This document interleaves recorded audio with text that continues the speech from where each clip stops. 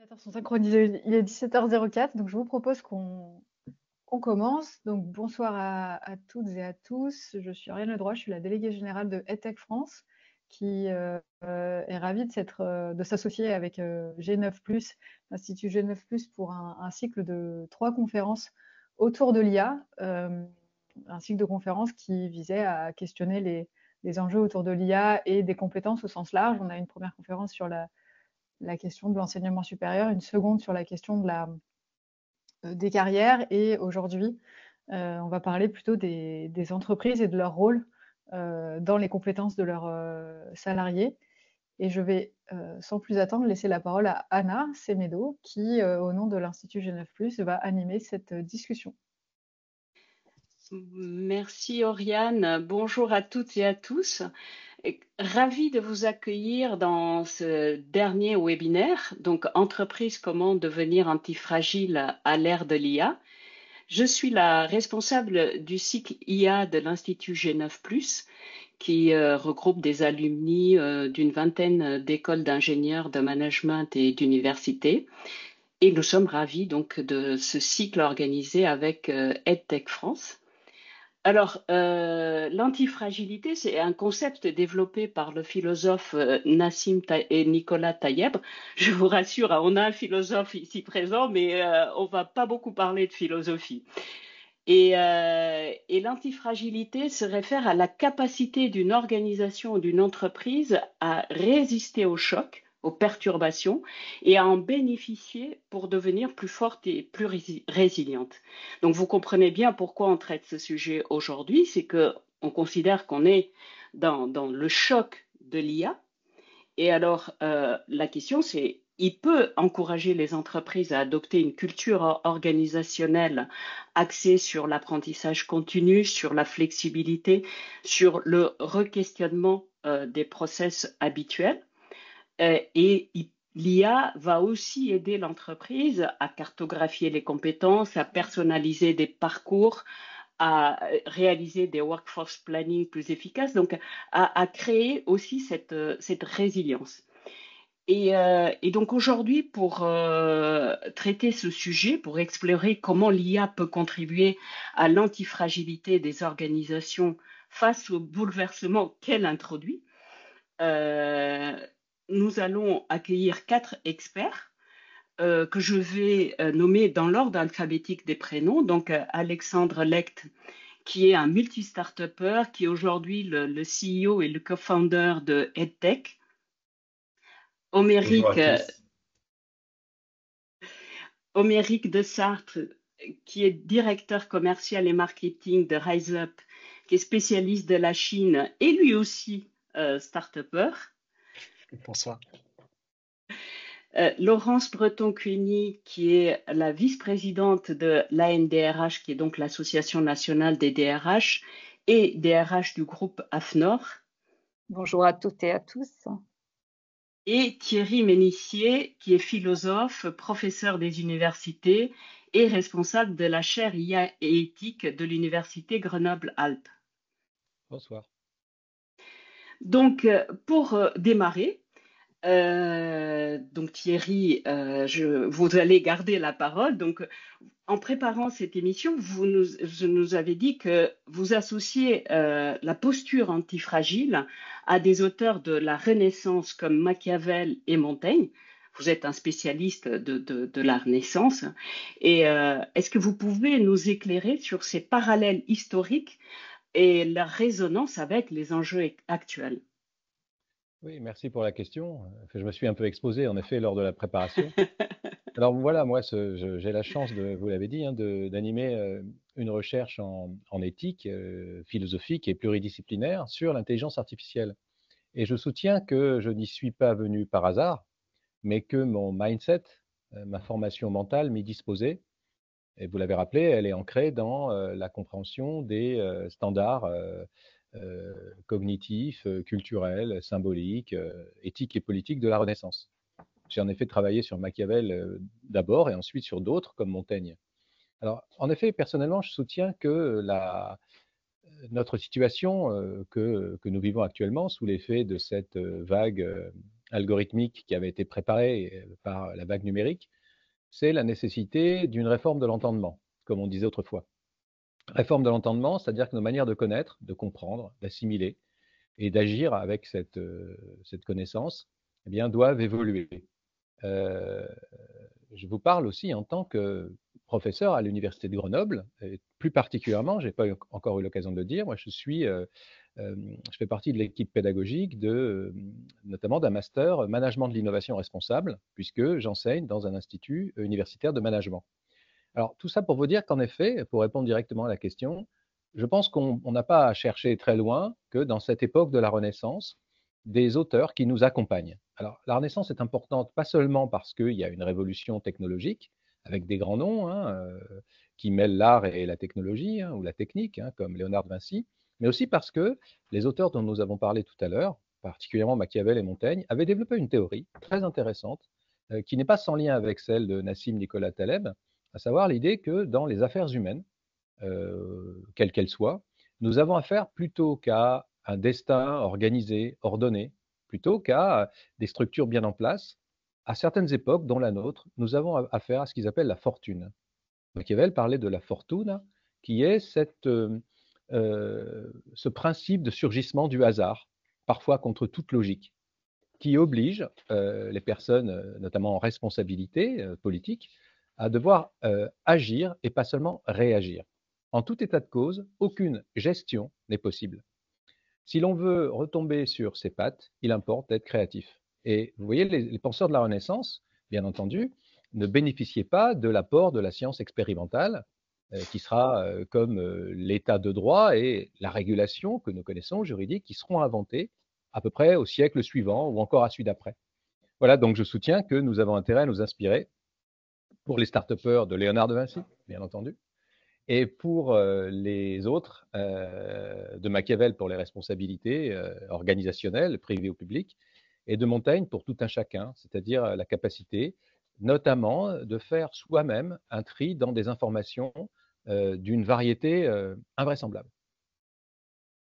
Merci Thierry. Alors, je ne sais pas si c'est Léonard de Vinci à qui je vais donner la parole, mais peut-être.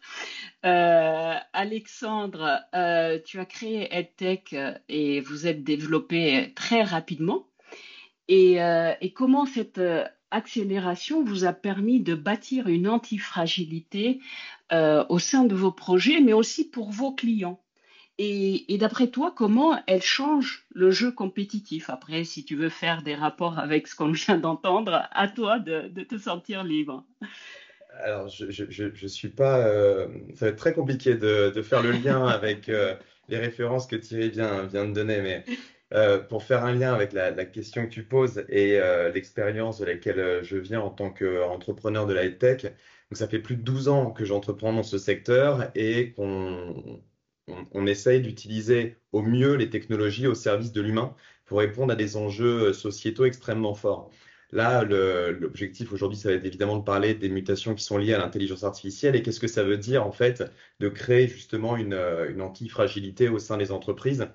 Les départements formation, au fur et à mesure des 10 dernières années, ont pris de plus en plus de place et de responsabilité. Je ne vais pas dire qu'il y a 12 ans, elles n'avaient pas de pouvoir, mais c'était très différent. Elles avaient rarement des places au COMEX des entreprises, elles étaient rarement réellement décisionnaires de gros enjeux. Et l'évolution des compétences, la mobilité des collaborateurs a fait que justement les départements formation sont devenus de plus en plus gestionnaires de talents et donc de plus en plus centraux dans la stratégie des entreprises. Aujourd'hui, je pense que l'un des enjeux majeurs pour les départements formation, ça fonctionne pour les entreprises, mais ce sont aussi les mêmes enjeux dans les universités, les business schools ou les organismes de formation. C'est faire face, je pense, entre autres à l'obsolescence des compétences.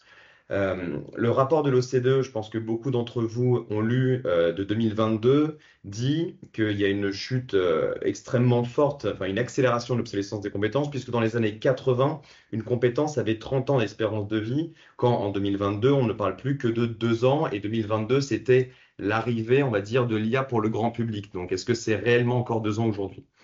Donc, ta question était aussi liée à comment est-ce qu'on accompagne les entreprises. Et justement, alors nous, on est des éternels optimistes et on essaie de voir le verre à moitié plein et de ne pas se laisser déborder par des scénarios catastrophes en imaginant que voilà, les nouvelles technologies remplacent trop de choses. mais il faut être éclairé dans leurs usages, évidemment. En fait, ce qu'on a décidé de faire quand on a lancé la nouvelle société EdTech, c'est justement de mettre l'humain au centre et face à des problématiques sociétales comme celle que je viens de décrire, qui est l'obsolescence des compétences. Et donc de se dire, est-ce que justement, c'est pas l'occasion idéale d'utiliser une technologie qui augmente la productivité de manière assez colossale pour pouvoir justement être en capacité de créer de la formation, de pouvoir accompagner les collaborateurs dans la montée en compétences ou la remontée en compétences, le reskilling ou l'upskilling, comme on dit dans notre secteur, et donc de pouvoir faire face à des enjeux de rapidité en utilisant ces technologies. Donc nous, ce qu'on considère, c'est justement que ces technologies permettent de faire face à des enjeux sociétaux extrêmement forts. Et en plus de ça, le petit cadeau bonus, comme depuis plus de 10 ans maintenant, on n'a pas forcément des budgets formation qui augmentent. Il y a eu des années où ça a été le cas, mais en règle générale et particulièrement dans le contexte économique actuel, on demande quand même de faire plus avec moins. Et donc le petit cadeau bonus, c'est que mine de rien, ce sont des technologies qui sont abordables, tant par la facilité d'accès et d'usage que par les coûts qui sont relativement faciles et absorbables par les entreprises. Je laisse le côté éthique et consommation, je pense qu'on en parlera un petit peu après au Tout fil à des fait. questions. Tout à fait, merci Alexandre. Donc on voit bien ce côté obsolescence des compétences et des outils qui vont accompagner cette rapidité et leur accessibilité. Laurence, donc en tant que DRH, donc ce sujet de compétences et la résilience du corps social vous concerne particulièrement. Qu'est-ce que ça signifie concrètement justement la résilience pour le corps social d'une organisation? Parlez avec vos deux casquettes, hein. Et quels défis principaux identifiez-vous? Alors, merci Anna. Alors, je ne suis pas philosophe, mais quand même, on a eu un groupe de travail au Cercle Giverny en 2022, justement sur le sujet de la résilience et le rôle des entreprises. Donc, voilà, je suis DRH, mais voilà, je suis un dirigeant comme les autres membres du COMEX. Et c'est vrai qu'on avait la chance d'avoir Boris Cyrulnik avec nous. Et surtout, c'est ainsi qu'on a appris que déjà Francis Bacon, en tant que philosophe, parlait déjà de résilience. Nous, on avait vraiment un enjeu qui était fort, qui était post-Covid, où on devait effectivement montrer comment on avait réussi à résister et comment finalement survivre à cette crise qui était importante. Donc, on a travaillé sur les enjeux de résilience. Il faut savoir que nous, on est au but aujourd'hui à plusieurs transformations. On parle de transformation sociale, mais on a aussi une transformation démographique importante. On a bien entendu, et c'est pas aux gens de la tech, j'en parlerai, de la transformation numérique, mais aussi on est impacté par la transformation écologique. Et dans toutes ces transformations autour de nous aujourd'hui, il faut que nous arrivions à garder le cap.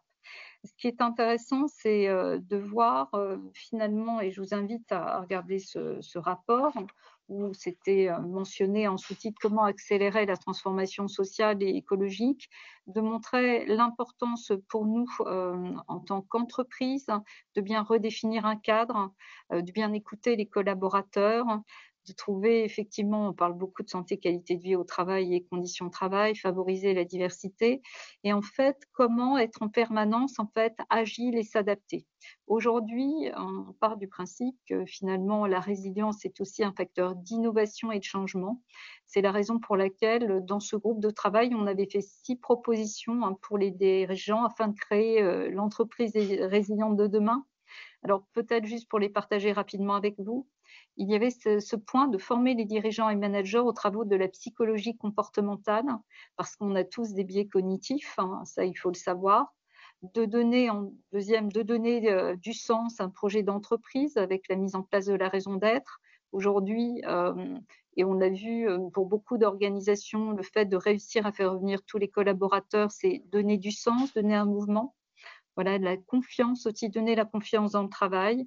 On entendait parler de compétences et bien sûr la question des référentiels, des fiches emploi, la question du positionnement dans l'organisation, d'accompagner les salariés aidants vulnérables et pas que, hein, on l'a bien vu, on a beaucoup traité de cas individuels et on a cette question aujourd'hui de la montée des individualités et des singularités dans l'entreprise et comment coopérer avec nos territoires, avec les associations. Donc c'est un travail qui était relativement passionnant et dont on avait tous besoin. Et c'est vrai qu'après l'IA est arrivé, mais cette période Covid nous a permis déjà de travailler sur notre résilience qui va nous servir sur le sujet, mais on aura l'occasion d'en discuter après. Ouais. Oui, parce que j'imagine que vous ne l'avez pas laissé au Covid. Non. Alors, donc là, on était un peu en Europe. Allons en Chine, parce qu'on a la chance d'avoir Oméric, qui est un spécialiste de la Chine. Et je sais que tu es un observateur attentif de ce qui s'y passe. Est-ce que tu peux nous en dire justement ce qu'il en est sur la formation en Chine et pourquoi, selon toi, les Chinois ont de l'avance sur nous au niveau des skills? Alors, les Chinois ont une approche extrêmement pragmatique. C'est le terme qui résume un peu la mentalité et le système très opérationnel là-bas. Et donc, pour résumer, les entreprises chinoises investissent sur la formation comme étant un outil de rétention des talents. Par contre, elles ne le font pas de manière aussi organisée qu'on peut le faire, nous, dans nos entreprises. Pourquoi? Parce qu'elles considèrent que si une personne n'a pas les bonnes compétences, ce n'est pas à l'entreprise d'aller la former et la développer. Elle considère qu'il est à la personne de se développer par elle-même. Donc tout le marché tel qu'il est construit en France, notamment, est radicalement différent en Chine, où les entreprises considèrent que si vous n'êtes pas la bonne personne, eh ben, on va aller trouver la bonne personne. Je redonne un peu de contexte, hein. On parle du marché le plus compétitif de la planète, et donc c'est aussi valable en interne, où il y a une véritable compétition entre les talents. Donc quand Laurence parlait de la singularité individuelle, là on va plus se focaliser en Chine sur la performance individuelle et la symbiose, la synchronisation, enfin la synergie plutôt, que ça apporte à la performance collective. Donc c'est un marché qui se pose beaucoup moins de questions parce qu'on est sur une forme, encore une fois, de compétition permanente et d'aller de l'avant. Et ils prennent peu le temps d'avoir cette réflexion pour essayer de faire mieux et de mieux comprendre les particularités individuelles. D'accord, intéressant. Un peu un autre modèle. Ce serait intéressant après de creuser sur le collectif ou les deux collectifs. Mais avant ça, Alexandre, comment l'IA, en général, elle renforce le formateur et le stagiaire? Et puis peut-être, comment cela transforme-t-il aussi la résilience des formateurs et des stagiaires et plus largement, du coup, des organisations? En fait, c'est un peu un complément de la réponse de tout à l'heure et je pense que c'est pas mal de commencer par des chiffres, c'est assez parlant. Euh, Avant l'IA, donc dans ma précédente expérience avec EduFactory, au cours de un peu plus de 10 ans, on a réussi à créer un peu plus de 2000 modules sur mesure. Donc là, je prends vraiment la partie créateur de formation, donc concepteur, pour donner une idée de volume et pour toujours faire le lien avec les sujets de compétences qui ont été abordés précédemment. À l'ère de l'IA, avec les solutions qu'on propose, en 9 mois, on a créé 15 000 ressources d'apprentissage. Les clients ont créé 15 000 ressources d'apprentissage sur la plateforme et je rassure tout le monde, c'est la seule data qu'on traque, tout le reste est anonymisé. Et on a ces volumes. Ce qui est assez intéressant, donc quand on parle de résilience et qu'on parle de faire face à des enjeux de volume, clairement, on considère de manière très objective que les nouvelles technologies et que l'IA apportent une force extrêmement importante. Pas uniquement en question de volume, mais également en capacité de pouvoir découper le travail et de pouvoir répartir les tâches avec un accompagnement toujours plus spécifique. Je m'explique. Vous avez entendu parler d'agents quand on parle d'intelligence artificielle. Quand on parle d'agents, en fait, ce sont des modèles qui sont entraînés à avoir des rôles. Et cette capacité permet justement d'accompagner dans des tâches complexes et de découper en tâches plus simples, on va dire. Si on prend le rôle du créateur de formation, il va commencer par brainstormer. On peut avoir des agents qui l'aident à brainstormer qui sont faits pour ça. On va ensuite faire de l'analyse documentaire. Quand on a des documents qui sont en source pour pouvoir travailler, l'IA est un super compagnon en réalité pour pouvoir analyser les documents et en grand volume. Donc c'est un gain de temps assez colossal. Et puis je ne vais pas faire toutes les tâches comme ça prendrait beaucoup de temps, mais l'ingénierie pédagogique peut être accompagnée, la création de contenu peut être accompagnée. Donc pour rendre plus résilient et pour accompagner le créateur de formation, il existe aujourd'hui des solutions qui lui permettent en réalité d'avoir l'équivalent de jumeaux numériques de lui-même, extrêmement performants, avec une connaissance quasiment illimitée, à condition évidemment qu'elle soit très bien utilisée. Donc aujourd'hui, ces technologies lui permettent, s'il est bien formé et qu'il a justement cette bonne compréhension des limites et de la répartition du rôle entre l'utilisateur et le copilote, qui ne reste qu'un copilote quand on parle des agents d'IA, dans ce cas-là, les possibilités sont quasiment illimitées et donc la capacité de répondre à des enjeux de l'entreprise deviennent possibles. On parlait juste avant de cartographie des compétences. À l'époque, c'était un Graal inaccessible puisque la cartographie bougeait en temps réel. À l'heure de l'IA, ça devient possible. Donc, le champ des possibles est en train de se redistribuer en réalité et ça permet justement de maintenant répondre à des problématiques auxquelles on n'aurait pas pu faire face précédemment, je pense fondamentalement. Ça, c'est pour la partie concepteur. Pour la partie apprenante, alors évidemment, je vais paraître très pour évidemment ces nouvelles technologies, mais évidemment, nous, on y croit énormément. De la même manière, on se rend compte que on peut accompagner aujourd'hui les apprenants et plus uniquement avec ce qu'on appelait à l'époque de l'adaptive learning, c'est-à-dire des arborescences dans un chemin de formation qui peuvent s'adapter à un apprenant. Aujourd'hui, en fait, il n'y a plus de limite dans les scénarios pédagogiques possibles pour accompagner un apprenant. Et il y a déjà pas mal d'entrepreneurs qui travaillent sur la création de tuteurs pour des élèves, mais comme pour des salariés, ce qui permettrait d'avoir à disposition au quotidien un coach personnalisé, en plus qui nous connaît extrêmement bien, qui ne nous juge pas et qui est en capacité de nous faire monter en compétences. Donc ces technologies peuvent également, bien évidemment, accompagner de manière extrêmement forte, très pertinente, les apprenants de la même manière. Et donc, quand on fait la définition de la résilience et de la force de caractère pour pouvoir atteindre un objectif, aujourd'hui, moi, je dirais qu'on n'a que plus de moyens pour atteindre ces objectifs. Donc, je dirais d'autant moins de raisons de ne pas être résilient avec les solutions qu'on a aujourd'hui. À supposer qu'il n'y a que les moyens qui sont nécessaires pour créer la résilience. Mais on va y revenir, on va y revenir tout à l'heure. Et du coup, restons un instant dans ces aspects de formation, parce que Oméric, toi, tu as ton autre casquette, et comment justement des approches basées sur l'IA générative, et notamment la formation, peuvent-elles contribuer à rendre antifragiles les organisations que vous, au niveau de RiseUp, vous accompagnez? Alors, il faut déjà savoir que depuis 2 ans, toutes les entreprises, que ce soit des clients, des prospects, demandent quel est votre roadmap sur l'IA, qu'est-ce que vous pouvez proposer, on veut en faire. Donc, c'est devenu un peu le buzzword de fourre-tout. Et dans ma vie précédente, on a développé une IA générative conversationnelle, alors même que l'IA générative n'était pas un terme commun.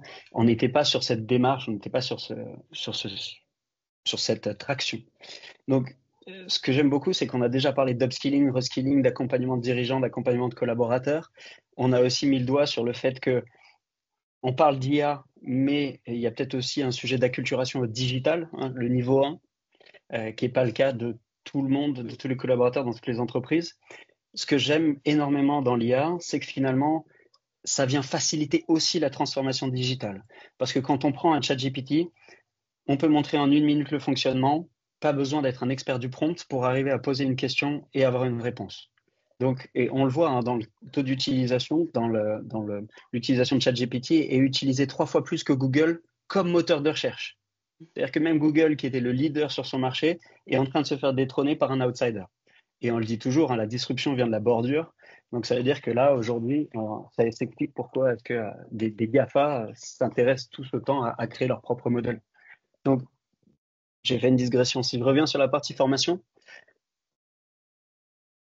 on ne peut pas mettre un formateur derrière chaque collaborateur. Ça, c'est quelque chose. Le présentiel n'est plus la seule solution. Les entreprises parient de plus en plus sur des formats blended learning. Maintenant, la moyenne que sort Gartner tous les ans, c'est qu'on a 24 minutes par semaine de temps de formation disponible chez les collaborateurs.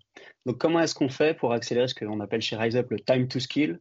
Donc, c'est optimiser l'ancrage, optimiser la personnalisation, optimiser l'expérience et l'engagement du collaborateur dans ces 24 minutes. Et c'est là où l'IA a son rôle aussi à sortir, à vraiment sortir son épingle du jeu. C'est comme l'a très bien dit Alexandre, on arrive à faire beaucoup plus de choses, à personnaliser une expérience. Et j'ai même envie de dire, on arrive à un stade où on va personnaliser le parcours. Donc en avril dernier, RiseUp a racheté Domotio, qui est le leader de l'adaptive learning sur le marché de la formation en France. Quand on prend Domotio et qu'on l'intègre dans la plateforme LMS, qu'est-ce que ça fait? Eh bien, le Learning Management System va faire une évaluation du niveau de connaissance du collaborateur et après va être capable de lui proposer sur la thématique définie par l'entreprise ou par le manager le parcours adapté. Et ça, c'est possible, ce niveau de personnalisation qui va entraîner tous les bénéfices qu'on a derrière, hein, l'engagement, l'ancrage, tout autour de la mémorisation et de l'expérience vécue, une accélération qui est considérable.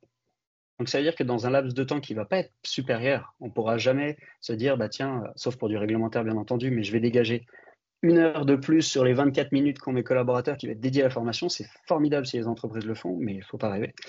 Donc il faut avoir ce cadre-là et il faut aller vraiment maximiser.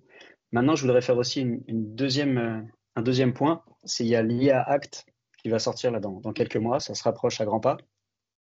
Tous nos clients, je parle de plus de 600 entreprises, nous demandent qu'est-ce qu'on a de prêt sur l'IA Act. Bon, donc la peinture là, elle n'est pas fraîche du tout, hein. Mais c'est totalement paradoxal parce que d'un côté, c'est on veut absolument faire de l'IA, il faut qu'on fasse de l'IA, notre direction générale nous challenge pour faire de l'IA. Et de l'autre côté, c'est est-ce qu'on peut le tester, mais on voudrait que ça soit désactivé parce que tant que juridiquement c'est pas validé, tant qu'au niveau de l'IT c'est pas validé, ben on n'est pas prêt à appuyer sur le bouton. Ouais. Donc ça force les entreprises aussi les entreprises comme la nôtre, comme EdTech, à travailler sur ces sujets d'amélioration continue d'utilisation de l'IA. Et on part du principe dans nos business models que l'IA de toute façon s'inscrit sur la durée. Donc, c'est clair. On n'a pas de scénario où Meta de Llama s'arrête, que OpenAI s'arrête. On n'a pas ces scénarios-là. Ouais. Elle est antifragile, l'IA. Exactement. C'était exactement ma conclusion. Et je m'arrêterai sur un point pour faire une référence à Thierry par rapport à ce que tu as partagé. Moi, je suis plus courant humaniste, 16e siècle. Donc, je me disais que si Rabelais voyait ce qui se passe là, il nous dirait que IA sans usage n'est que ruine de l'âme. Voilà, je m'arrête là. Mais elle a plein d'usages. Et du coup, donc là, on vient de voir les formations, ces aspects, un zoom sur ces aspects-là. Allons vers l'organisation. Laurence, comment l'organisation peut-elle donc devenir antifragile tout en renforçant les collaborateurs? On a vu des moyens là maintenant. Et quel rôle joue une association comme la NDRH qui représente 6 000 membres et 12 millions de salariés dans cette transformation? Et est-ce que ChatGPT est un atout ou un frein finalement dans tout ça? Alors, on va prendre les sujets. Le premier sujet de l'IA, c'est un sujet dont on s'est emparé en 2024 et nous y avons dédié notre université à NDRH à Montpellier en juin dernier. Mais avant cela, on avait fait une enquête auprès de nos membres pour savoir où était leur degré de maturité en IA. En fait, on s'est rendu compte que seulement 35% d'entre eux envisageaient ou étaient en cours d'implémentation d'une IA. Donc l'université Juste vos membres, juste pour l'attention des auditeurs, c'est des DRH.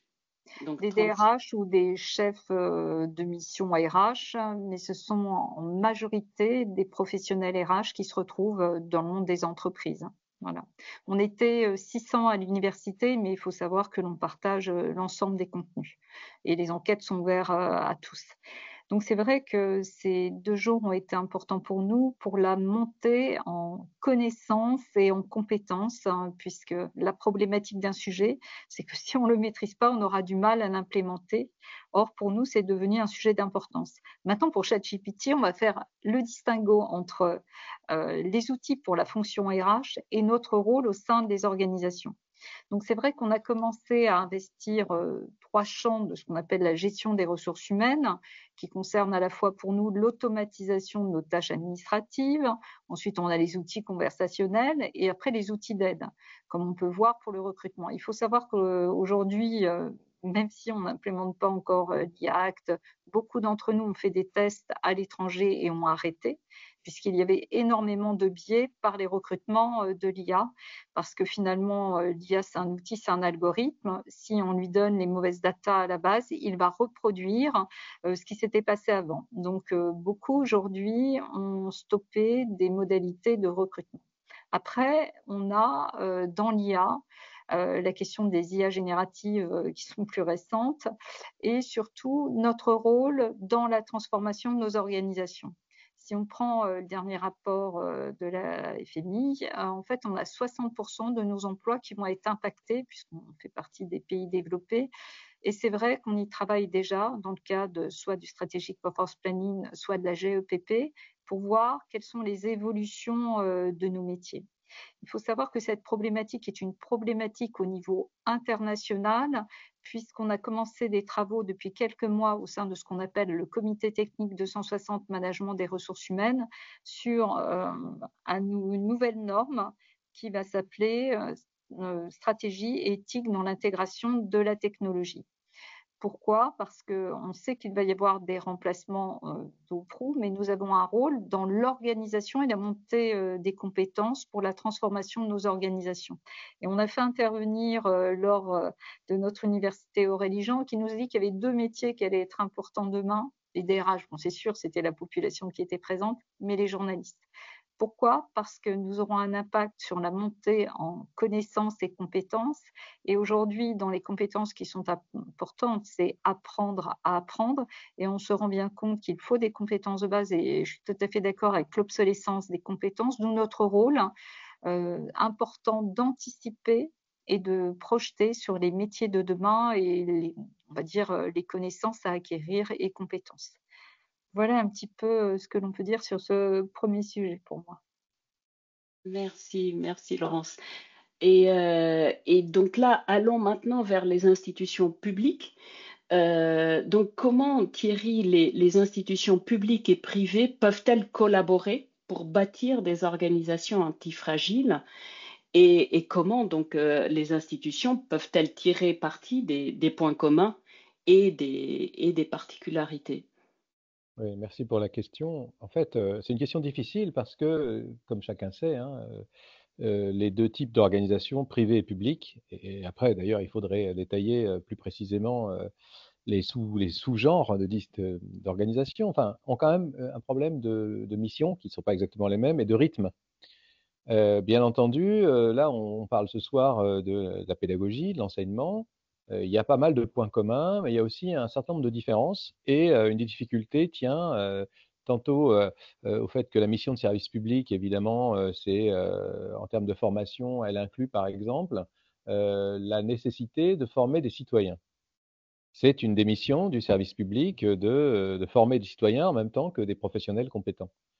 Alors du coup, le rythme de l'institution, c'est par ailleurs pas du tout le même que celui des entreprises. C'est un sujet constant. Je vous parle depuis l'Institut de management hein, de l'Université de Grenoble. C'est un souci constant. Comment faire pour phaser les 2? À vrai dire, je pense que pour faire simple, il me semble que la situation dans laquelle nous vivons, c'est une situation de transformation globale. Et c'est cette, au risque d'empiéter sur la question suivante, c'est cette situation de transformation globale qui est très consciente à la plupart des personnes, aussi bien les personnes qui sont en apprentissage que celles qui sont détentrices d'un savoir. C'est cette conscience, disons, de la vulnérabilité actuelle qui permet me semble-t-il, de tendre des ponts, d'établir des ponts entre les préoccupations des organisations privées dans les variétés de celles-ci et celles de l'institution. Alors après, bien entendu, moi je fais partie de ces gens qui, je le redis, philosophes dont le parcours est étrange hein, quand même, spécialiste de l'IA et dans un institut de management, qui estiment qu'en fait, il ne faut pas durcir la différence. Je pense que c'est un mal français, on ne sort pas du sujet, vous allez voir, hein, de cliver la question du management pour les organisations privées et celle de la philosophie éthique et politique pour les organisations publiques. À vrai dire, ce sont des organisations avec des organigrammes, avec des questions de leadership, avec des tâches à effectuer et des missions en permanence à redéfinir. Donc vous voyez, je pense que la situation que nous vivons, une situation finalement d'extrême urgence, qui implique la conscience de la vulnérabilité, permet de trouver des moyens de collaborer, notamment sous la forme des projets. les projets qui sont éventuellement des programmes à court terme qui nous permettent de tester des solutions ensemble, hein, et de questionner ensemble ce qu'il faut questionner. Alors, j'ai parlé d'urgence et de vulnérabilité. Tout à l'heure, il a été dit que l'IA était antifragile. Je ne suis pas sûr que l'IA soit antifragile. Je pense que nous devons adopter aujourd'hui une attitude qui nous permet, grâce à ce que dit Taleb et ce que disaient avant les auteurs de la Renaissance que j'aime tant, d'être créatif en période de stress. Ce qui me fait dire que l'IA n'est pas antifragile spontanément, c'est précisément ma fréquentation. Ma chaire, elle est intégrée à un institut où on fabrique de l'IA. Or, si j'écoute les collègues informaticiens, roboticiennes, ils ont plutôt dans leur tête, en tout cas, ils essaient de nous faire croire que tout ça, c'est robuste. Compte non tenu de cette fragilité fondamentale dont on n'a pas parlé, qui est la fragilité environnementale. Tout ça, c'est lié à des infrastructures. Tout ça, c'est lié à des ressources énergétiques, dans des contextes géopolitiques extrêmement fragiles, extrêmement, si vous voulez, en déséquilibre. Donc voilà, je pense que si les concepteurs d'IA, alors ce n'est pas le cas, il y a des start-upers ici, hein, les start-upers ont adopté la posture antifragile, mais les concepteurs d'IA, souvent, voyez-vous, ils n'en sont pas encore là. Et je milite personnellement pour quelque chose que nous co-inventons avec quand même certains informaticiens, informaticiennes, l'éthique environnementale de l'intelligence artificielle, qui est fondamentale pour adopter une posture antifragile, avec des systèmes, par exemple, moins lourds, avec des datas qui ne seront pas stockées Dieu sait où on doit faire plusieurs fois le tour de la Terre pour les avoir ou les optimiser. Voilà. Donc, voilà. Et du coup, je reviens à la question que vous m'avez posée. En fait, tout cela se règle à partir du moment où on est en capacité, et je crois que c'est ce que nous cherchons tous à faire, de former, d'espérer former et de former effectivement des personnes extrêmement agiles qui peuvent prendre en compte toutes ces contraintes. Donc le point commun, in fine, ça reste les humains dans les organisations, qu'elles soient privées ou publiques. Et je le dis souvent, moi, aux responsables de formation, aux responsables des vice-présidences universitaires, puisque moi, j'interviens beaucoup devant les universités qui sont effarées, évidemment, devant la montée, par exemple, de l'IA générative utilisée n'importe comment. Ouais. Alors, tout à l'heure, donc effectivement, j'ai dit que l'IA était antifragile prise dans mon élan. Je pense que je suis d'accord avec vous. Je ne suis pas du tout sûre même qu'elle le sera, ou si elle l'est pour elle, elle créera des problèmes toujours sur nous et sur le système, l'IA, les humains et la planète. Donc, je pense que c'est le systémique qui peut-être doit chercher à être antifragile. Oui, tout à fait. Et alors, on a parlé d'individualisation, notamment donc nos start-upers ont parlé, et maintenant à nos start-upers, je pose la question avec la digitalisation, on a ce que un de vos amis dit souvent, solidaire et solitaire, la socialisation et l'individualisation de l'apprentissage. Quelle est donc votre vision de ces tensions entre ces dynamiques et comment se renforce-t-elle vers cette antifragilité? Ce qu'il veut. Oméric, je t'en prie. Déjà, je considère que rien ne remplacera jamais l'humain. On voit aussi dans les parcours de formation qui sont les plus effectifs, les plus efficaces, qu'il y a un mélange. Le tout e-learning ne suffit pas, le 100% présentiel non plus. Les parcours qui sont avec un bon équilibre, où on a des échanges entre pairs, où on a l'intervention d'un animateur charismatique, même en distanciel, et qu'on a aussi un peu de e-learning pour travailler sur l'approfondissement de certaines notions, là, ça fonctionne très très bien. Donc, la société au sens large a de plus en plus ce côté individualiste. J'ai même envie de dire m'as-tu vu, si on parle de la génération TikTok et autres. Mais en formation, on voit qu'il faut remettre cette discussion, il faut remettre l'humain dans les échanges. Et l'IA et les usages, les outils qui sont développés avec de l'IA sont finalement des supports et des outils pour faire des gains de productivité, des gains de temps. On passe beaucoup de temps derrière nos écrans. On passe on donne énormément d'énergie à produire des choses avec des outils il s'améliore en permanence. Quand on utilisait Take, c'est flagrant. Mais il y a encore 2 ans, quand on utilisait des outils pour faire de la conception pédagogique, on y était loin. Et donc, on a une vraie distinction entre ce qu'on a, les compétences, les connaissances qu'on acquiert et les compétences que l'on développe au travers de ces outils qui, eux, sont très individuels. Et par contre, et surtout en formation, si on fait de la formation, c'est qu'on aime l'humain. Donc, quel est derrière l'usage qu'on fait quand on déploie son module, on le déploie pour des apprenants. Quand on développe une fonctionnalité dans le LMS, on le développe pour des apprenants. Donc, tout ce qu'on appelle l'UX, l'UI, si on ne le fait pas avec une grosse dose de générosité, il n'y aura pas d'adoption, ça va créer de la frustration, etc. Donc, voilà, moi, je reste faut trouver cet équilibre. Et cet équilibre, on le trouve par les contextes, les situations et l'usage. Merci. Et toi, Alexandre? Je suis évidemment d'accord avec Omeric. En fait, je pense que c'est toujours intéressant de regarder derrière soi et de voir ce que les autres révolutions technologiques qui marquent la fin et le début d'une nouvelle ère ont emmené, comme interrogation, et est-ce qu'il y a des similitudes, et puis 2, comment les choses vont évoluer. Je pense qu'on peut prendre l'exemple de l'arrivée des réseaux sociaux, même je pense l'arrivée d'Internet, il y a dû y avoir les mêmes débats, mais l'arrivée des réseaux sociaux, il y a eu énormément de questions sur ça crée une fausse sensation de rapprochement et au final, ça crée un éloignement, les personnes sont de plus en plus seules, il y a des problèmes de solitude avec les adolescents, il y a eu ces débats-là. Et au final, on se rend compte que, et je vais reprendre ce que disait Laurence sur le fait d'apprendre à apprendre, je pense que les générations ont commencé à s'éduquer sur l'usage des réseaux sociaux, où il y a eu un boom, comme d'habitude, des usages, et puis ensuite, ça s'est un peu calmé, et puis ça s'est raisonné. Je pense que l'IA, ça va être exactement la même chose, c'est-à-dire, si on considère, je prends un exemple qui me parle beaucoup de l'entrepreneuriat. À l'époque, il y a 12 ans, quand j'ai monté ma première société, si je voulais apprendre les bases, j'aurais passé quand même beaucoup de temps sur des moteurs de recherche. Omeric en parlait, hein, à l'époque, Google et encore, c'était vraiment l'usage, l'évidence pour aller chercher de l'info. Aujourd'hui, quand on parle de résilience, d'antifragilité, on ne peut pas se dire qu'il n'y a pas d'accessibilité à l'information. On n'a jamais été aussi proche de l'information. Au quotidien, quand je prends des décisions aujourd'hui, je me sens plus l'obligation forcément d'aller consulter un conseil ou d'aller consulter un expert en comptabilité, ce qui évidemment impacte les métiers parce que ça réduit la sollicitation.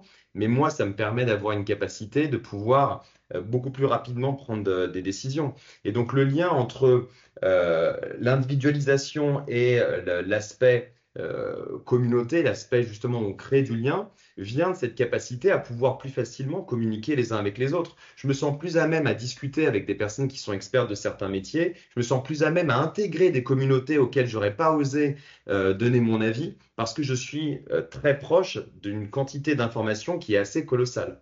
Donc, en effet, moi je pense que, comme l'a dit très bien Omeric, hein, pour faire ce parallèle avec d'autres révolutions, il faut juste apprendre à apprendre, connaître l'usage le plus fin possible et ses limites, c'est très important, pour ne pas justement uniquement s'arrêter aux informations qu'on donne. Et c'est là où ça va créer de la solitude, c'est qu'on va s'arrêter à l'information qui nous a été donnée par une machine qui reste un modèle probabilistique aujourd'hui quand on parle de l'IA, mais pouvoir créer justement plus de liens grâce à cette quantité colossale d'informations qui est à notre disposition. Merci. Et donc, je ne sais pas si Laurence voudra compléter ou réagir, mais en tout cas, Laurence, vous, à l'AFNOR, vous élaborez des normes qui structurent de nombreux secteurs. On entend beaucoup parler de normes autour de l'IA. On a aussi entendu parler du AI Act et d'autres choses. Comment ces normes contribuent-elles à bâtir ou aident à bâtir des organisations antifragiles et comment donc votre propre organisation intègre-t-elle cela face au bouleversement de l'IA pour sa propre antifragilité? Alors, la normalisation est une des activités du groupe AFNOR, mais en fait, elle est inspirante. Dans le cadre de notre charte d'IA, il faut savoir qu'il y a à peu près 8% des RH qui aujourd'hui ont des chartes IA, qu'elles soient annexées ou pas au règlement intérieur. Quand je dis règlement intérieur, c'est que tout ce que je vais vous présenter peut signifier sanction disciplinaire. qu'on s'est annexé au règlement intérieur. Dans notre charte de l'IA, on s'est inspiré, nous, de la norme ISO/IEC 42001 sur l'intelligence artificielle et le système de management. Alors, ce qui veut dire qu'on a introduit dès l'introduction de notre charte sur l'IA le principe à la fois d'expérimentation, mais des principes éthiques fondamentaux que sont la transparence, la responsabilité, le respect de la vie privée, la protection de la propriété intellectuelle. Donc voilà, donc c'est vraiment, et donc on a créé, comme beaucoup, des canaux pour créer des espaces de liberté, puis favoriser l'expérimentation. Je parlerai après de la formation. Pourquoi c'est important? Et on a tiré l'attention sur plusieurs choses. Un, la protection de nos données et de nos propriétés. On sait très bien que de nombreux salariés utilisent des données professionnelles, je ne parle pas pour nous, mais de principe général, pour faire soit des PTT ou d'autres résumés de documents professionnels dont ils se servent ensuite. Et donc ces documents, et nous c'est très important notamment dans l'élaboration des normes, il faut savoir que tout document assujetti au copyright ne doit pas être réalisé par une IA. Sinon, il perd la règle de la propriété intellectuelle, qu'il s'agisse de dessins, qu'il s'agisse effectivement de travaux. Donc, c'est important pour nous de sensibiliser et de pouvoir utiliser en revanche l'IA dans un cadre sécurisé pour faire des comptes rendus, etc. Donc, la protection des droits d'auteur. C'est de rappeler également les actifs que nous avons, la transmission des données, parce qu'on peut avoir des données professionnelles dans notre possession, qu'il était interdit également de les mettre. Ce qui était important, c'était d'expliquer comment se génère un contenu au travers d'une IA. Nous, on parle d'IA augmentée plutôt que d'IA générative, et d'expliquer que finalement, s'il n'y a pas les sources qui sont mises, chacun peut mettre dans ChatGPT, même si on a des canaux privés ou d'open IA, on peut mettre tout ce que nous voulons et en fait, on recycle les uns et les autres. Donc, ne pas vérifier les sources est un défaut majeur pour nous. Le troisième, c'est le principe de précaution et le développement nécessaire de l'esprit critique. Je pense qu'on a, à notre époque, jamais autant vu l'importance d'avoir des personnes qui ont un esprit critique par rapport à la conception de leurs documents, des propos. Et c'est comment leur expliquer de trouver, par des méthodologies, la transparence, la qualité et la fiabilité des données. On sait très bien que dans beaucoup d'outils utilisés, les data, on va dire la qualité des data est très importante. Et enfin, un pan entier qui est important, c'est la responsabilité de sa production intellectuelle. C'est-à-dire, on ne peut pas dire que c'est l'IA qui l'a produite. Je ne sais pas si vous savez, un avocat aux États-Unis qui a été remercié et qui a perdu d'ailleurs le droit d'exercer. Il avait fait une plaidoirie avec l'IA, sauf que tous les arrêts étaient faux. Donc, résultat, il a été radié du barreau. Donc voilà, c'est d'apprendre à exploiter l'IA de manière efficace et responsable. Ça, c'est important. Et puis, je suis d'accord avec la dimension rappelée sur la question environnementale. Aujourd'hui, les personnes ne se rendent pas compte du coût lié à l'IA, ce qui veut dire que si nous, en tant que DRH, nous n'apprenons pas pour nos experts à savoir réfléchir par eux-mêmes avant de se servir de l'IA, nous allons avoir une perte de compétences, et notamment dans le domaine intellectuel, puisqu'il nous faut les uns les autres des années d'expertise. L'IA peut aider, mais ne doit pas remplacer, il faut trouver le juste équilibre. Voilà, alors nous, on a des processus où on a commencé à former le COMEX, les managers, l'ensemble des collaborateurs sur le prompt. Donc mais c'est surtout que chacun comprenne l'importance et les risques. Il y a des opportunités, mais il y a des risques d'une IA générative non maîtrisée. Puis je rappellerai que notre dernier Agora, nous fait des Agora avec le personnel sur la santé mentale, était lié à l'info-obésité et garder les données qui sont produites par l'Observatoire de l'info-obésité et de la collaboration numérique. On sait très bien, et encore plus qu'avec d'autres, la problématique des addictions et des addictions numériques. ChatGPT, c'est des addictions. Et aujourd'hui, nous voulons vraiment que les personnes apprennent à travailler par eux-mêmes avant de savoir se servir de l'IA. Merci Laurence. Alors, je rappelle aux participants, je ne l'ai pas dit, on avait Franca Mandicier, qui est la secrétaire nationale CFDT des cadres, qui malheureusement ne peut pas être là parce qu'elle est à Bruxelles, et j'ai échangé avec elle sur ce sujet, et elle insistait beaucoup sur la question de la santé mentale autour de ces sujets d'IA. Et vous avez mentionné, sans le mentionner, la question de la responsabilité. Là, je vais vous donner la parole à tous les quatre sur la responsabilité entre les individus et les organisations. Comment donc va se situer cette responsabilité pour la résilience, pour l'employabilité? Mais avant ça, j'ai une question pour Thierry. Donc, quels sont pour vous les changements culturels ou philosophiques qui sont nécessaires pour adopter une posture antifragile dans un monde avec l'IA? J'ai combien d'heures déjà? Non, vous avez 2 ou 3 minutes. Voilà, en fait, un enjeu majeur, bien sûr, pour aujourd'hui, compte tenu de cet extraordinaire accroissement des connaissances possibles, qui correspond en effet à une infobésité bien réelle, compte tenu donc des risques d'épuisement. Je pense que ce qui reste à chercher, à trouver, c'est les conditions d'une nouvelle autonomie. Entendu par là, déjà la capacité à ne pas être victime de cette dépendance manifeste que nous avons à nos nouveaux outils. Il y a beaucoup de choses qui ont déjà été dites, je m'inscris dans la continuité. Notre outillage est remarquable, il est d'une très belle ergonomie, l'affordance est remarquable. Tout ça nous fatigue sans nous fatiguer, nous y passons des heures. À certains égards, nous sommes en capacité, et j'empiète un peu sur la question suivante, de prendre un risque majeur qui est celui de dépendre tellement que nous devenons conformistes. C'est-à-dire que je suis frappé par le fait que malgré tout ce qu'on commence à savoir, encore aujourd'hui, il y a des gens qui s'amusent à dire, se plaisent à dire, tiens, ça c'est ChatGPT qui l'a fait. Sans avoir souci, par exemple, de l'alerte qu'avait lancée donc le grand linguiste et philosophe Noam Chomsky en mars 2023, qui nous avait dit, qui nous avait lancé à la figure. Moi, ça m'avait déconcerté, parce que c'est un auteur évidemment que je respecte énormément.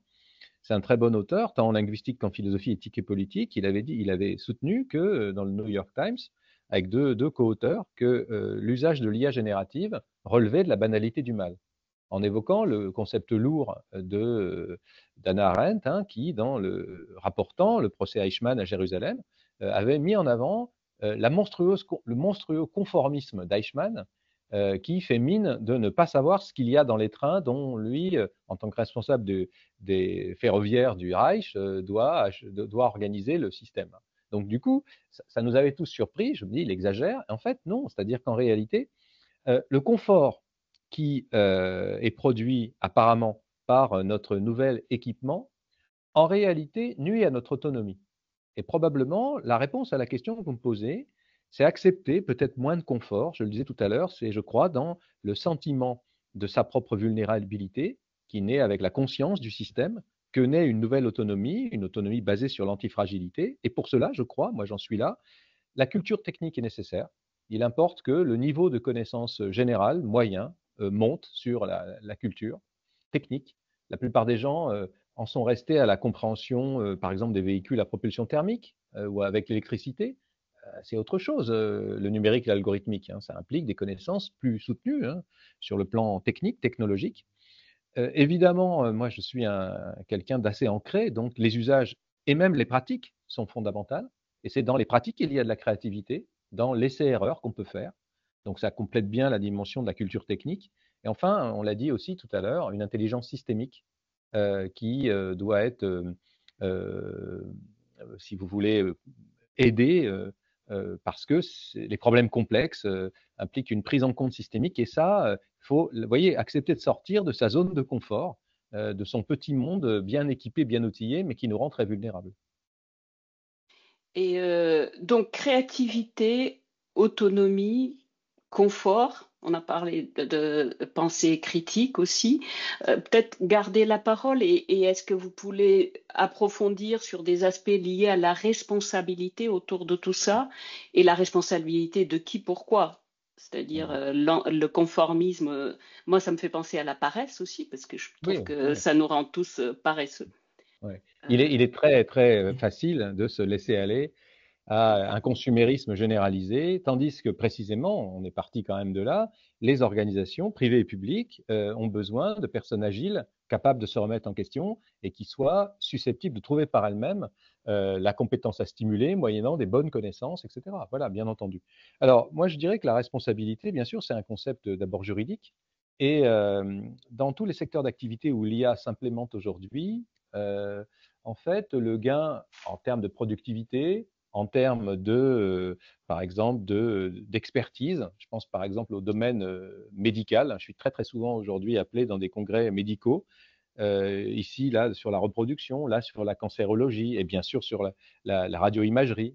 La montée extraordinaire en compétences que procurent les systèmes d'IA déconcerte les autorités scientifiques. Et alors, je crois que là, précisément, si vous voulez, serait défini un régime de responsabilité sur lequel les juristes sont appelés à travailler. Alors, je vous rappelle que la responsabilité repose sur le fait que nul n'est censé ignorer ses actes, enfin, la loi est la conséquence de ses actes. En l'occurrence, il y a une division fondamentale, une summa divisio dans le droit entre les choses et les personnes. Les personnes sont responsables, les choses ne le sont pas. Sauf que moi, je vois apparaître dans la littérature, notamment de médecine, hein, des gens très très qualifiés, des professeurs de médecine, l'idée d'une responsabilité partagée. Et je crois que loin de vouloir fuir leurs responsabilités, les médecins sont extrêmement exposés, notamment parce que les patients, les familles, les assurances leur demandent des comptes. Je pense que l'idée d'une responsabilité partagée ne relève pas d'une fuite de la part des médecins qui sont mis en stress dans leur autorité scientifique parce que les systèmes d'algorithmes voient des choses qu'ils ne voient pas. Ça vient plutôt du fait que c'est le fruit d'une approche systémique. L'approche systémique contraint à justement saisir les segments de responsabilité qui sont ceux de chacune et chacun. Alors, par exemple, je milite personnellement pour que les procédures de certification, on a entendu tout à l'heure ce que fait l'AFNOR, c'est absolument fondamental, les procédures de certification redéfinissent les segments de responsabilité. Et il y a des choses, par exemple, dans l'Institut d'IA à Grenoble et dans d'autres lieux où on fabrique de l'IA, notamment en France, que moi je ne peux plus entendre, c'est, notamment chez la part des jeunes ingénieurs en informatique, nous ne sommes pas responsables. Mais comment ça? Bien entendu, tu n'es pas responsable du morceau de code que tu es en train d'écrire, qui va ensuite être travaillé, etc. Il n'en demeure pas moins que, vous voyez, la responsabilité partagée, redéfinie, renégociée, me semble être quelque chose qui a précisément une importance considérable aujourd'hui. Voilà. On ne peut plus s'en tenir à des responsabilités pleines et entières, et pourtant on ne peut pas fuir sa responsabilité. Merci Thierry.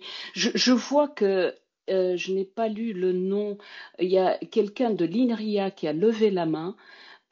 Si vous voulez réagir à ce que Thierry vient de dire, allez-y. Sinon, on posera des questions. On aura le temps de faire une session de questions-réponses. C'était une mauvaise manip, désolé. Pardon. Ah, d'accord. C'est marqué dans le chat. D'accord. Par contre, Ok, on a déjà des questions, mais je vous propose de les garder.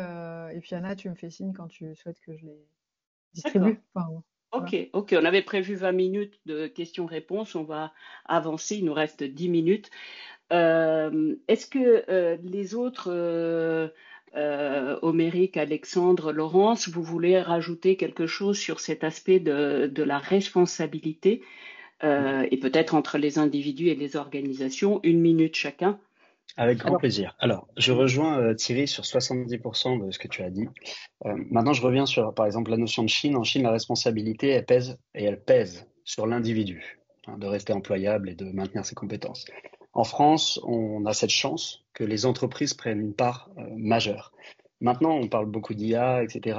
Il faut savoir que les IA, elles viennent principalement d'entreprises américaines et chinoises, même si on les utilise pas énormément, mais elles sont bien là, elles font la guerre entre elles. Donc, ça me ramène moi sur cette notion de compétitivité, cette notion de globalisation, cette notion de, on n'est pas bien sûr là pour moins de confort, mais il faut rester compétitif. Et donc, J'aime bien cette anecdote de Bill Gates qui disait qu'il recrute toujours le plus fainéant parce que c'est celui qui retrouve le chemin le plus rapide pour trouver une solution. Mais il y a une nuance, c'est que Bill Gates va pas recruter le plus stupide. Donc celui qui utilise l'IA ne signifie pas qu'il va se reposer sur ses lauriers. Je pense que quand on prend les entrepreneurs, ils vont utiliser l'IA dans un but de productivité, encore une fois, pour pouvoir faire plus de choses et pour pouvoir gagner en temps, gagner en efficacité. Donc c'est une notion où il faut faire la distinction dans les profils, dans les personnalités. Et si on arrivera à avoir une granularité encore plus fine sur le niveau de maîtrise de connaissances et de compétences réellement acquises, ça sera notamment avec l'usage de l'IA. Quand on a parlé de la grille de compétences, justement, on arrive à avoir des choses qui évoluent en permanence grâce à l'IA. Je vais compléter. Ouais, je vais compléter ce que tu dis, Oméric. Et également, évidemment, je partage une grande partie de ce qui a été dit par Thierry, mais je mettrai aussi une nuance sur la responsabilité parce que je pense qu'on est rentré dans un cadre que j'aime bien appeler le flame work. C'est-à-dire, on met à disposition des technologies qui permettent d'être paresseux, sans donner vraiment cette notion de responsabilité derrière. Et quand on voit, comme le disait Oméric tout à l'heure, qu'il y a plus de requêtes, de recherches qui sont faites sur ChatGPT que sur Google, est-ce que on n'a pas déjà perdu la bataille de l'éducation autour de la responsabilité, autour des usages? Et je suis parfaitement d'accord que dans le meilleur des mondes, il faudrait. Donc moi, je milite pour ça. Mais est-ce que c'est pas déjà une bataille qui est perdue? Ce qui emmènerait en réalité la responsabilité, entre autres, et c'est là où je vais rester sur un aspect très positif, la responsabilité des éditeurs. La culture américaine, ça a toujours été de faire des grosses voitures, de faire des gros modèles. Et bien l'IA, ça n'a pas loupé. Ils ont fait des gros modèles d'IA avec des milliards et des milliards de paramètres. Et on a la chance d'avoir un super challenger français qui s'appelle Mistral.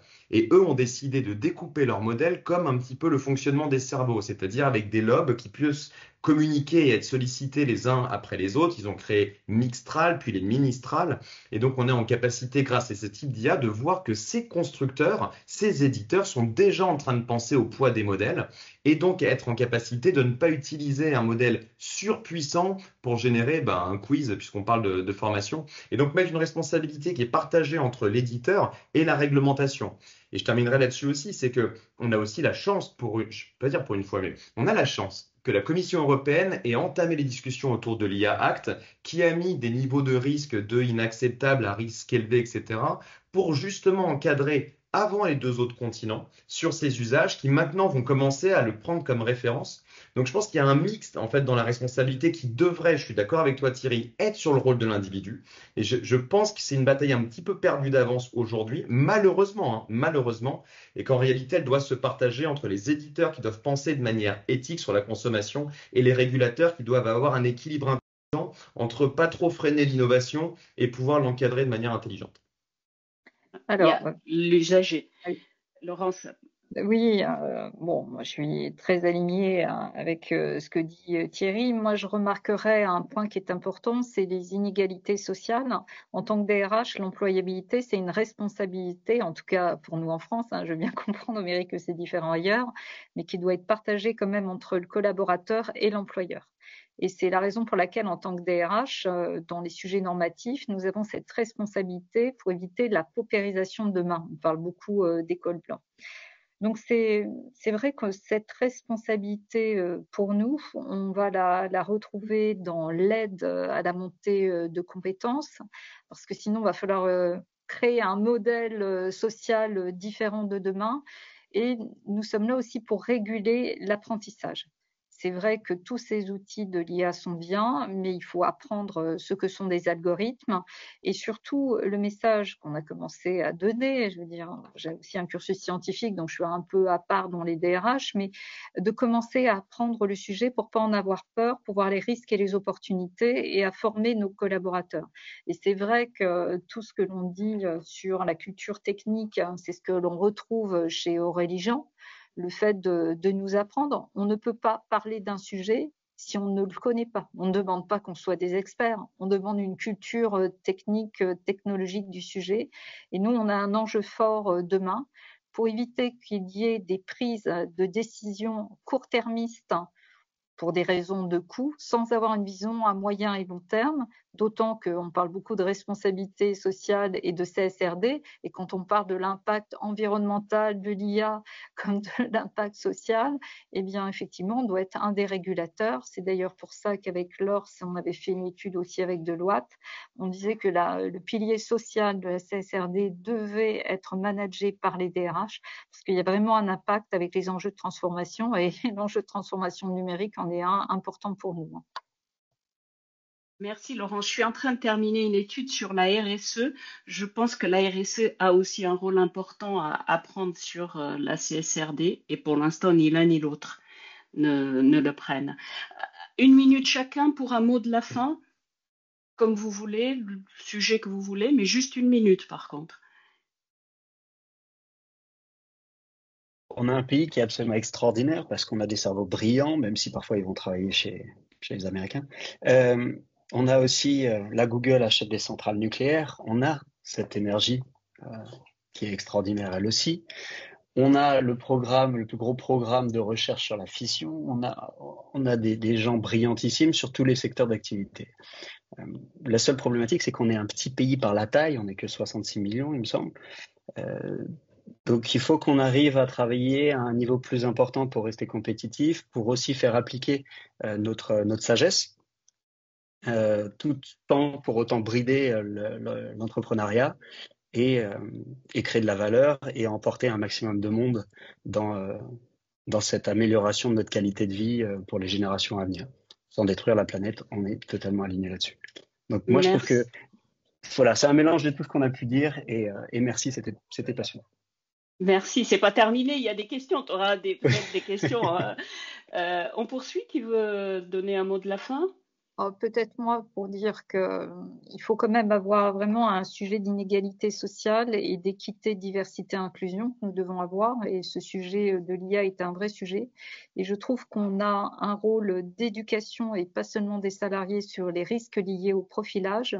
Parce qu'aujourd'hui, nous travaillons beaucoup sur le management de la diversité religieuse, politique et philosophique, parce que les personnes se tendent et elles ne comprennent pas avec le profilage qu'elles ont toujours les mêmes opinions.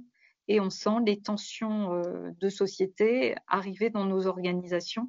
Donc voilà, il faut vraiment, et je pense, s'éduquer, et c'est pas toujours les bons qui prennent la parole sur les réseaux sociaux. Et je pense qu'on a une responsabilité partagée les uns, d'aider, de prévenir les jeunes et de leur expliquer. Beaucoup ne savent pas le fonctionnement des IA et comment ils sont gérés et comment sont transmis leurs propos. Donc voilà, je reste quand même convaincue qu'on a un rôle à jouer et je suis positive, mais en revanche, il faudrait que quelqu'un ait un rôle au niveau sociétal sur le sujet. Merci Laurence. Alors, vous de choisir, Thierry ou Alexandre. Alexandre, vas-y. Ok. En plus, je vais reprendre exactement ce qu'a dit Laurence, donc ça va être vraiment très rapide. Moi, je veux rester sur une note positive où je pense qu'on a une technologie à disposition qu'il faut encadrer. On va revenir sur tous ces éléments-là, mais qui permet de faire des grandes choses et qui donne accès à énormément d'informations et encore plus dans le secteur de l'éducation et de la formation. Ce qu'on voit, c'est vraiment des prouesses assez phénoménales. Donc vraiment, je pense, la note pour moi à garder en tête, c'est de ni être trop dans le déni de l'impact que ça va avoir, ni être trop dans le scénario catastrophe, être dans le milieu et avoir justement cette capacité d'apprendre à apprendre. Et plus que jamais, la formation, et ça je parle de mon expérience propre, a été au centre réel de sujets sociétaux, éthiques, gigantesques. Et donc, on va avoir, je pense, un impact assez colossal pour les enjeux sociétaux de demain. Merci Alexandre. Thierry, tu n'as plus de choix. Il y a beaucoup de choses qui ont été dites qui m'intéressent beaucoup. Je suis d'accord avec ça. J'ajouterais, prenez pas en mauvaise part. Hein, je cherche pas à plomber l'ambiance, mais quand, Oméric, tu dis, en fait, on n'est qu'un petit pays. Et c'est vrai que la ressource européenne, elle est plutôt limitante, limitative que véritablement. Bon, j'ai beaucoup travaillé sur l'innovation, moi, avant d'être spécialiste de l'éthique de l'IA. Et le millefeuille européen des souverainetés innovantes, c'est catastrophique. C'est-à-dire, on pourrait avoir un continent beaucoup plus uni là-dessus. Voilà. Je pense que c'est là que l'ambiance risque d'être un peu plombée, mais le contexte géopolitique qui est quand même noir là, hein, c'est-à-dire un contexte où on voit apparaître après 80 ans le spectre d'une guerre massive, quoi, est une chose qui suscite une inquiétude salutaire dans la mise en mouvement. Peut-être que ce contexte particulier dont on se passerait bien, qui fait contraste avec nos extraordinaires possibilités de transformation technologique et sociale, et la nécessité dans laquelle nous sommes de faire évoluer la société dans un sens plus humaniste, hein, eh bien, trouve paradoxalement dans cette inquiétude-là peut-être la possibilité de lever des barrières. Donc, je pense que c'est un espoir, mais qui repose sur cette lucidité de dire il y a un risque de violence aggravée, systémique, qui n'existait plus, qu'on voit réapparaître, une menace. Et je fais le souhait que, en ajoutant cette dimension à notre propos déjà très riche, que cette menace puisse nous servir à être plus généreux les uns avec les autres. Merci Thierry pour ce regard antifragile hein, de la situation géopolitique. Radicalement. Oriane, à toi. Oui, alors en fait, on a une remarque qui s'adressait plutôt à Thierry quand vous parliez des professionnels de santé. J'ai vu que vous avez d'ailleurs aimé ce commentaire, mais donc c'était un commentaire qui disait certains médecins imaginent même une obligation de respecter les recommandations de l'IA, ce qui conduit à déresponsabiliser le médecin. Je ne sais pas si vous voulez rebondir là-dessus, compléter. Moi, ce que je vois apparaître, hein, j'ai vu quelques textes vraiment de hauts médecins sur quelque chose qui m'a surpris, sur la responsabilité partagée. Et on entendait bien, à travers l'argumentation qui était déployée, l'idée que le système d'IA, d'une certaine manière, est responsable de ce qu'il dit. Et alors, on voyait bien dans la problématique assurantielle qui est celle du médecin inquiété, c'est-à-dire, bah, moi j'ai un avis, mon savoir médical, mes équipes me disent cela, l'IA, il y a un phénomène boîte noire, me dit autre chose, que dois-je faire? Et je trouve, moi, que, tout à l'heure, je ne suis pas allé jusque-là, mais il me semble qu'il va y avoir quelques juristes courageux qui vont franchir le Rubicon et dire, c'est pas des personnes, mais c'est pas non plus des choses. Et il faut se souvenir que nous oublions souvent que le Moyen Âge n'était pas du tout moyen. C'était une période extrêmement inventive sur le plan intellectuel. Il y avait des procès où les animaux étaient jugés parce qu'ils avaient une forme de responsabilité. Et je crois qu'on a vraiment quelque chose qui est en train de se transformer de manière extrêmement profonde avec nos systèmes d'IA qui demain feront des erreurs. Ils feront des erreurs. Et les humains seront influencés par les erreurs des systèmes d'IA. Et les humains n'en seront pas responsables. Donc c'est à cela aussi que je pensais in fine. Ouais. C'est pour ça que j'ai souscrit à la remarque. Ouais. Merci. Si je je peux t'en prie, juste, Alexandre, vas-y. ouais, si je veux juste compléter 30 secondes sur les modèles d'IA, parce que on parle beaucoup aujourd'hui, enfin là dans les débats d'ANI, c'est ce qu'on a aujourd'hui, Artificial Narrow Intelligence, c'est le niveau d'IA qu'on a actuellement, ce qui veut dire qu'elle est capable de faire qu'une seule tâche, et donc elle se trompe, elle a beaucoup de biais cognitifs, et c'est là où on l'a critiqué énormément. Les gros créateurs d'IA parlent déjà d'AGI, qui est la prochaine étape, Artificial General Intelligence, c'est-à-dire qu'ils seront en capacité d'avoir des connaissances sur beaucoup de choses. Sam Altman, il n'y a pas plus de 12 jours, l'a annoncé pour l'année prochaine.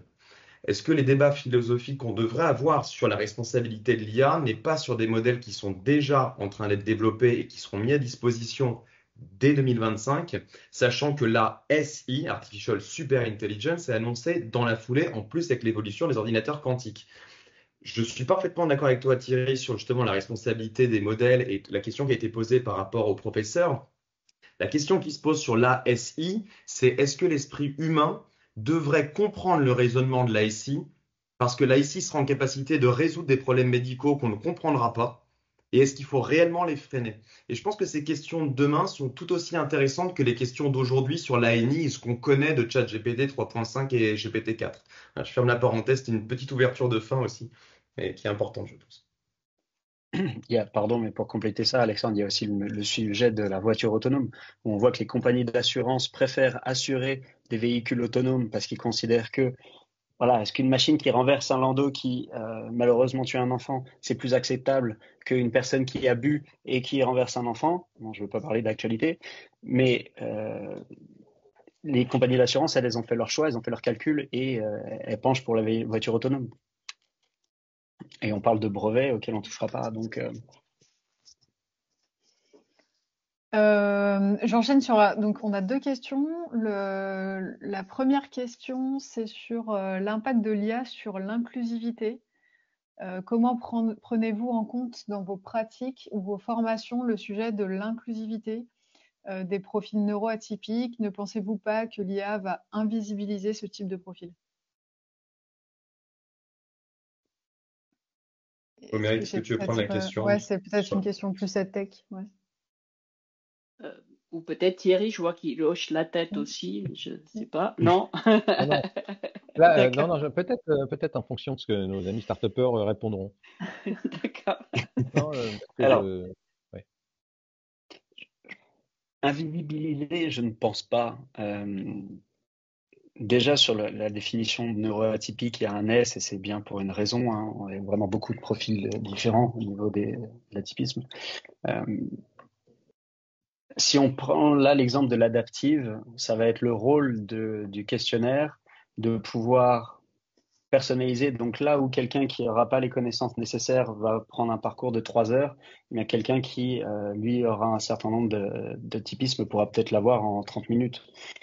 Et inversement. Donc, au contraire, l'hyper-personnalisation va prendre en compte et doit prendre en compte. Il y a un autre sujet là qui m'intéresse énormément parce qu'on a pris de l'avance dessus, c'est celui de la European Accessibility Act, qui va rentrer en vigueur, pareil, au mois de juin. Donc, il va se passer beaucoup de choses en 2025 et qui veut que tous les logiciels SaaS soient accessibles. Donc, on va avoir, au même moment que le sujet de l'hyperpersonnalisation, la prise en compte des individualités à un niveau de granularité qu'on ne pouvait pas adresser avant. Voilà. Donc, j'ai une réponse très générique, je m'en excuse, Ikram. J'espère que Thierry va pouvoir rentrer un peu plus dans le détail. Mais moi, en fait, j'abonde. En réalité, je voulais voir, mais les systèmes que nous avons permettent, au contraire, c'est peut-être d'ailleurs un peu tout le problème, une hyper-individualisation de la situation d'apprentissage. Le problème, c'est pas tellement ça, c'est plutôt comment faire sens commun, monde commun aujourd'hui, ce qui a des conséquences éthiques et politiques majeures.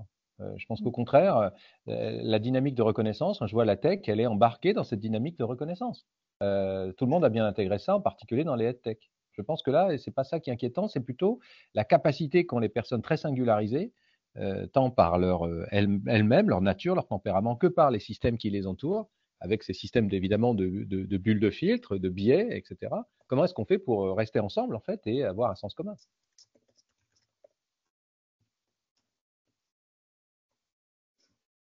Il y a une question qui m'intéresse dans le chat, je peux le dire? Ah bah, je vous en prie, oui. La question du soulèvement social potentiel lié à l'impact de l'IA dans les entreprises.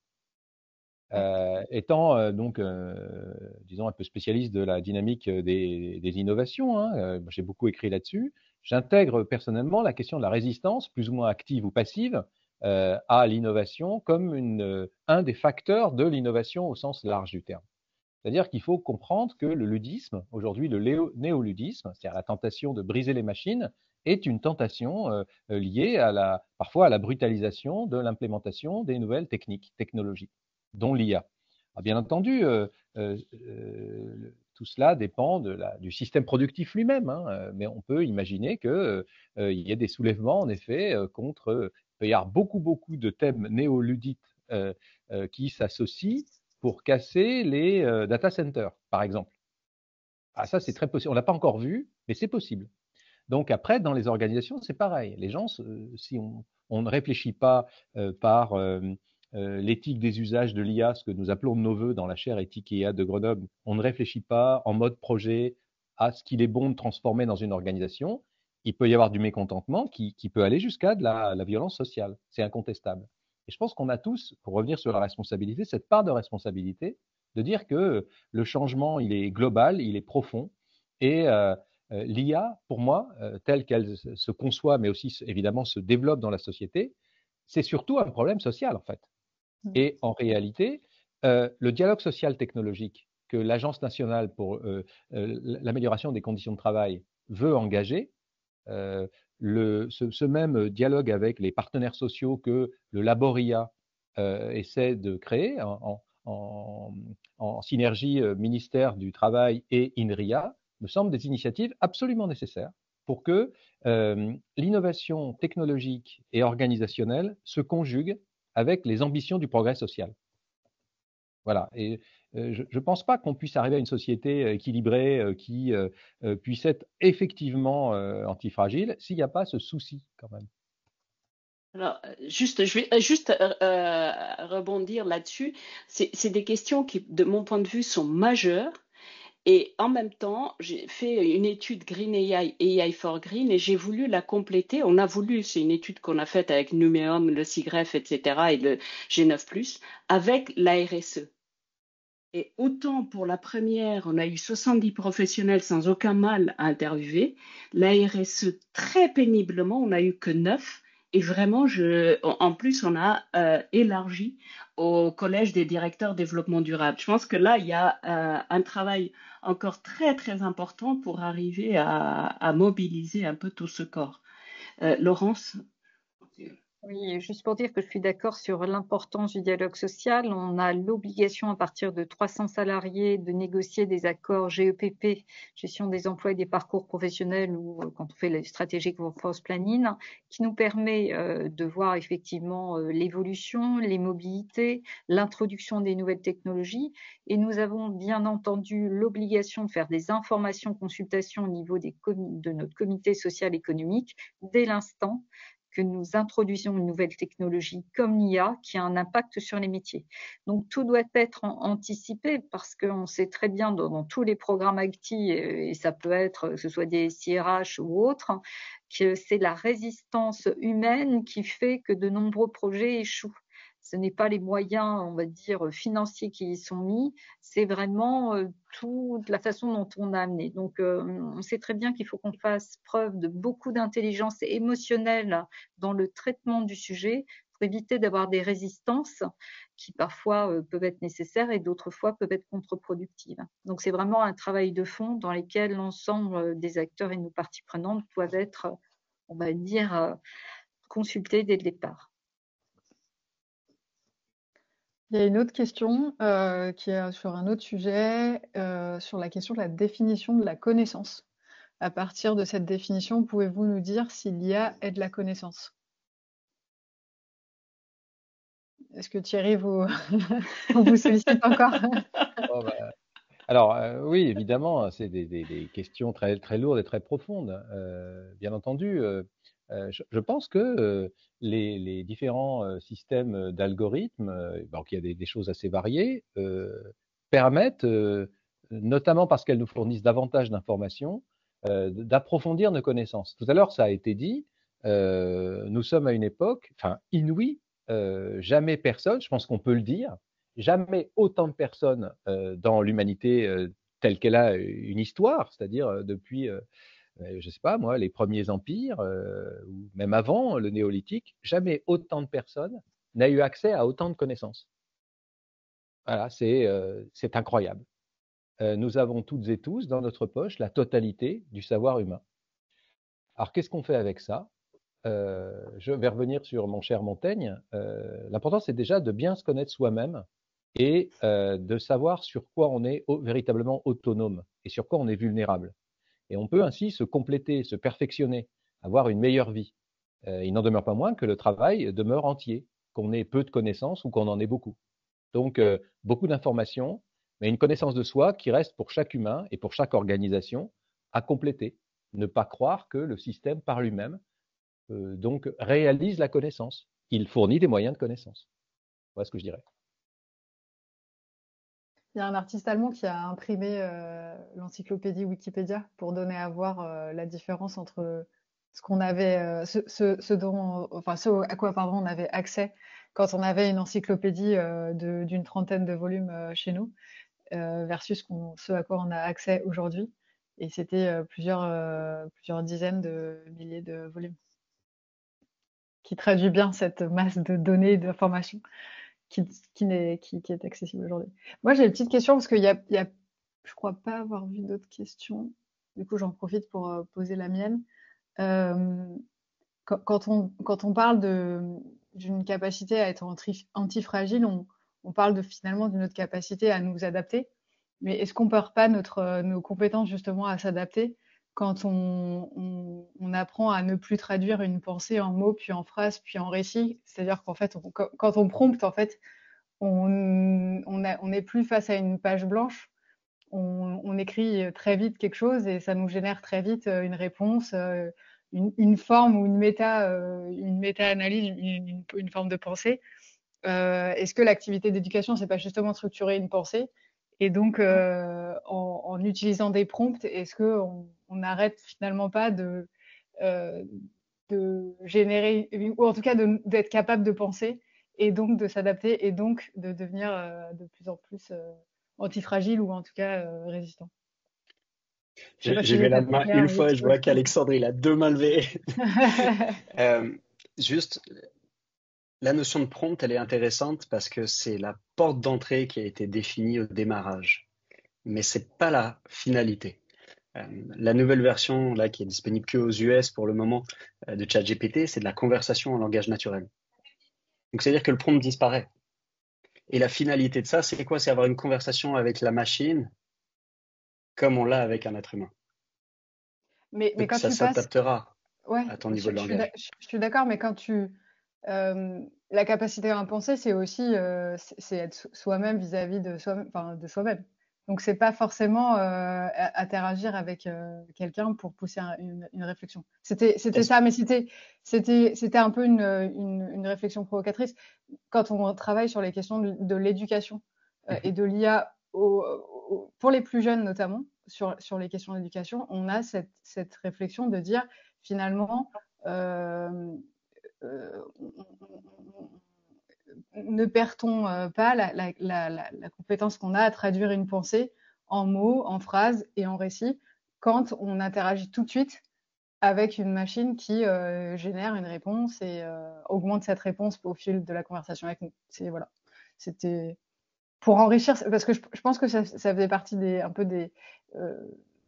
C'est un sujet que vous avez un petit peu abordé et que je pense certains enseignants ou formateurs au sens très large du terme, pas que enseignants dans des classes, mais au sens très large du terme, se posent quand ils appréhendent le rôle des IA ou des technologies dans leur classe, dans leur salle de cours, dans leur relation à l'apprenant, aux apprenants.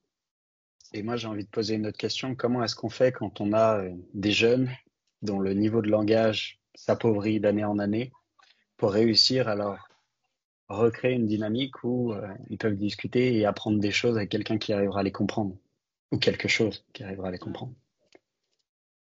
Cette notion d'inclusion, elle. Ouais. Je pense qu'il est 30. Donc, on a fait le tour. Je pense qu'on pourra continuer ces discussions. Écoutez, merci beaucoup. Ça a été un tour très, très enrichissant. C'est une question qui est ouverte, hein, mais l'IA aussi nous laisse plein de questions ouvertes qu'on vient de voir. Je vais juste faire une petite information. L'Institut G9+ fait partie d'une initiative AI Job Summit qui est, pendant 1 an, on va travailler sur le sujet de l'IA et du travail. Il y a l'UNESCO comme partenaire, France Travail, l'INRIA, et donc appel à volontaires, notamment donc des chercheurs et des entreprises. Si le sujet vous intéresse, n'hésitez pas à me contacter. Merci beaucoup. Je vous dis à l'année prochaine, du coup, pour des conférences avec EdTech. Merci Thierry, merci Oméric, merci Alexandre et Oriane. Merci et Anna, bonne soirée. Merci de même. Merci, au revoir. Merci Anna. Au revoir. Merci à tous, au revoir. Au revoir. Au revoir et merci. À bientôt. Salut.